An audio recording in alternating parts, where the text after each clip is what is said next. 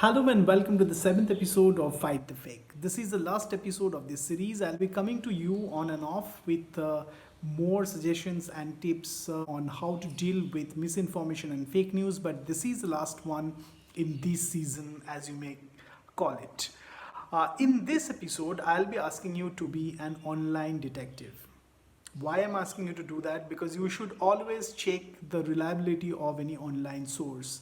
And how can you check the reliability of any website that you need to think of, and how you can do that, I'll just tell you. The first thing that you need to do is that you should always check the URL of that website. Sometimes the URL will tell you that it's very similar to any mainstream news media, but it is not actually the mainstream news media that you are thinking of, just looking at it. So URL first, then second thing that you need to do is that go to the About Us section. It will tell what kind of website this is. If there is nothing in the About Us section, then you have enough reason not to trust this particular website. And number three, you should look at the stories. Are they using shocking headlines? Are they using a lot of stories which have tag like exclusive? Then there are reasons to doubt the content of this particular website. So check all these things and then you can know the character of the website and the reliability of any content they are producing and that has been shared with you. For example, this story that government has asked the Netflix and Amazon to show more content during this lockdown period. Now, if you go to the original source of this story, you will see this comes from a website that is fakingnews.com. The URL tells you a lot. If you go to the About Us section of this website, you will see it says they are very candid. They are saying that none of their stories are to be believed as true because this is a satirical site and they produce this kind of fun stories.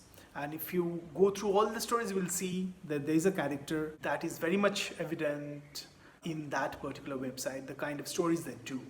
So you do all this checking. The second thing that you can do whenever you are getting any post from any unknown person, from any social media account, go to that social media account and do a little bit of stalking, which probably we all do in some cases. Check that person's online presence, see what kind of posts are there in their feed, if that person is real or not, if that person is impersonating another person or not. So check all those things and then you can be sure whether you can trust the content that has been shared with you from that particular social media handle. If you cannot do any of them, then the last and the best thing that you can do is that go to any fact-checking website. Now there are many fact-checking websites.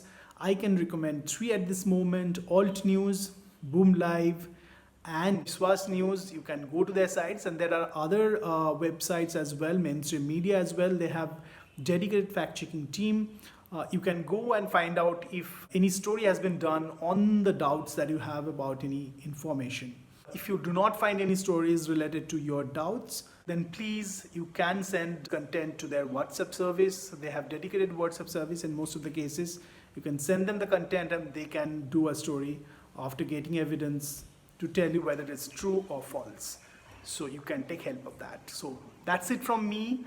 I hope that the kind of suggestions that I have shared with you will be helpful for you to deal with misinformation and fake news.